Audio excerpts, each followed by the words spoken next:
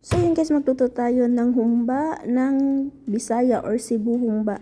Ano ko yan sa in-laws ko na kung paano sila magluto ng humba. So ayan, nag-cut na ako ng pork belly. In-cut ko lang siya sa half man na malaki ang hiwa kasi pakukulaan natin yan siya. So i-cut lang natin. Actually tumawag ako sa Cebu, gusto kong kumain ng humba. Yung humba ng in-laws ko, yung tiyahin ni Gian, magaling magluto ng humba. So, nagtanong ako kung anong gagawin, kung paano siya gawin. And then yan, nag-cut na ako ng belly. So, as you can see, yan, napuron pa ang aking kutsilyo. And then, matalas naman siya, pero ewan ko ba, yung taba kasi niya, yung balat niya ay mahirap hiwain. So, ayan guys, hiwain lang natin ng malaking hiwa. Hindi ko na siya niliitan kasi pakukuluan ko siya ng matagal para lumambot yung kanyang balat at yung kanyang laman, as in malambot talaga siya. Tapos yun talaga ang pinakamasarap niya, yung malambot lahat. So, ayan, coated natin siya ng asin. Lagay tayo ng asin, konti lang yung asin na ilagay natin kasi i-adobo ko muna siya bago ko siya ihumba. Yan, lamas-lamasin lang natin para manuot yung asin sa laman ng ating baboy. And then ayan, naghiwa na rin ako ng sibuyas at bawang. So sa nakikita nyo, malaki yung hiwa niya kasi dapat is ganyan. Depende yan sa pagluluto natin kung paano yung ating way, no? So yan, nagpisa na rin ako ng bawang. Marami yung bawang niya para masarap yung kanyang kinalabasan ng ating humba. Hindi ko na rin siya hiniwa. Yung pagpisa ko, ganyan na rin ang pagkaluto ko. So nagpainit ako ng kawali, naglagay ako ng mantika. Ayan, nilagay ko na isa-isa ang ating pork. Ipababrown ko lang siya para luto na siya. I mean, brown na talaga yung ating baboy bago natin pakukuluan at lalagyan ng mga seasonings. So, hintayin lang natin siyang mag-brown. So, ng kabilaan dapat ang brown niya para yung prito siya. I mean, adobo talaga siya sa Cebu. So, ayun nga, ibaliktad na natin kasi brown na yung kabilang side. Hintayin na natin na mag-brown sila, and then ayan na. Mabuti nga lang hindi pumutok yan. Yung iba kasi pumuputok yung, ewan ko, hindi ko naman siya drenay. So paglagay ko ng asin, minarinate ko lang siya ng ilang minutes. Tapos, ayan, naging brown na ang ating baboy. Ganyan mag-adobo ang Cebu. Asin ko rin sa kanila kasi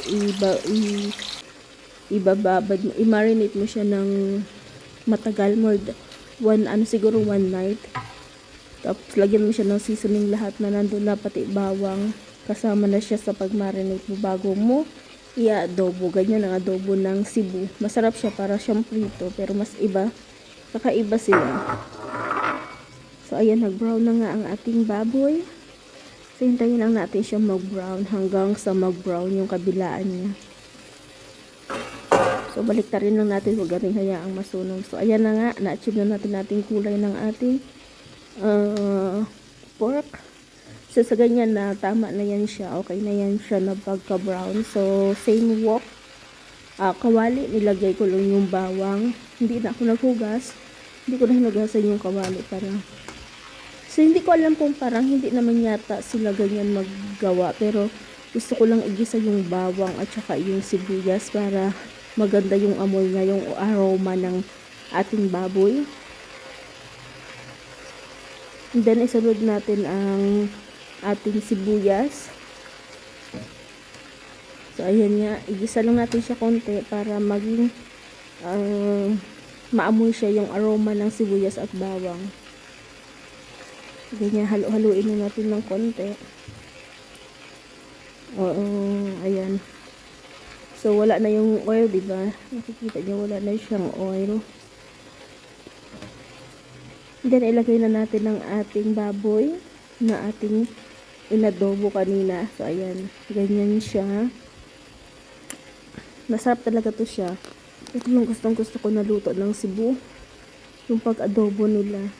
Pag-adobo sa baboy. Sa atin, lagyan natin ng tubig para ating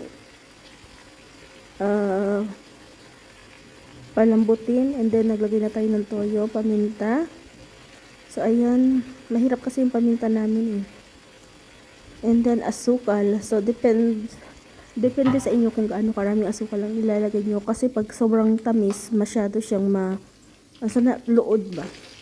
Kaya, for 3 ba yun ang nilagay ko? 3 spoon. 3 teaspoon. So, ayan na siya. Tingnan nyo, malalaki yung sibuyas niya. Pero, kasi, malalambutin pa natin yung baboy. So, madudurog yan siya later. Naglagay na rin ako ng beans, black beans. Ayan, yung sachet lang yung nilagay ko. And then, banana blossom. Masarap yan siya. So, ginagamit ko rin siya pag pag nagpaksiw ng paa ng baboy. Yan ang ginagamit ko. Kaya mayroon ako sa freezer. Ginamit ko na rin siya sa adobo. Humba pala. So, ayun nga. Pakuluan natin siya. Pakuluan natin hanggang sa lumambot ang ating baboy. Nag-add na ako ng suka dyan.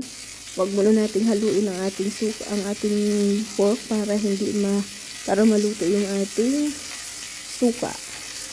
Ganyan lang siya. And then, bali niluto ko siya ng 1.5 or 2 hours para lumambot yung texture ng ating meat, as in malambot na malambot talaga siya. Yung laman niya is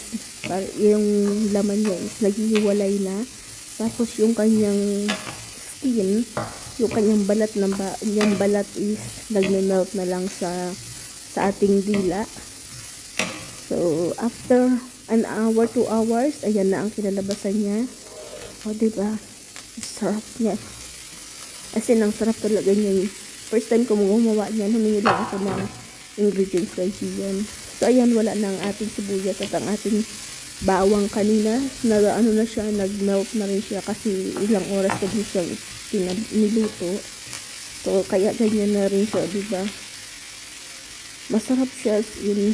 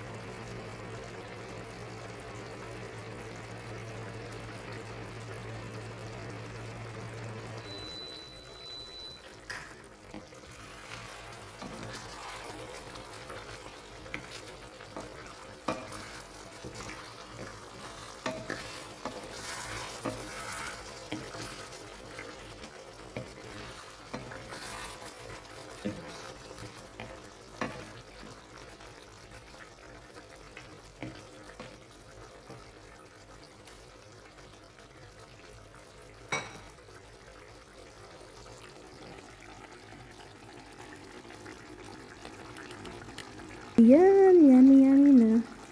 O, diba? Ang sarap niya, as in, ang masarap talaga siya. Yummy, kakain na tayo mga guys.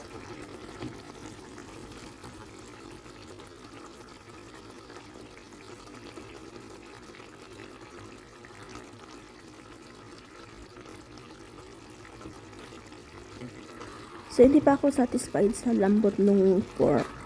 So, nag-add na naman ako ng 15-20 minutes na dito para as in malambot na talaga siya. So, ayan guys, tingnan niyo guys, ang sarap niya. Oh my god. Masarap siya. As in, masarap. First time kong gumawa niyan ng Cebu humba. Iba kasi yung humba nila sa Cebu iba din sa Tagalog.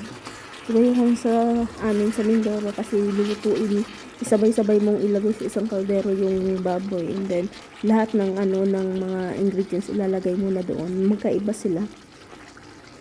Mas masarap yung inaadobo mo na yung baboy bago mo iluluto na humba.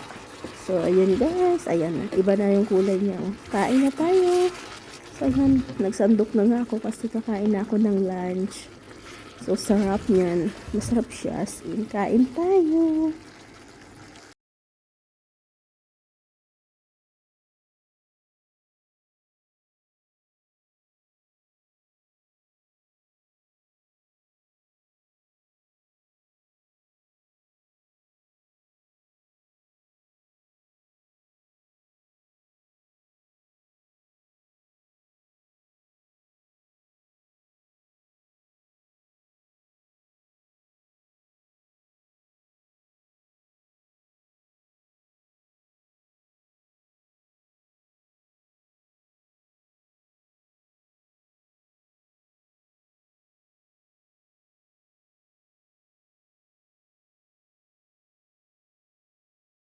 Bye-bye mga guys. Thank you for watching. Sana nagustuhan niyo ang aking video. Bye for now.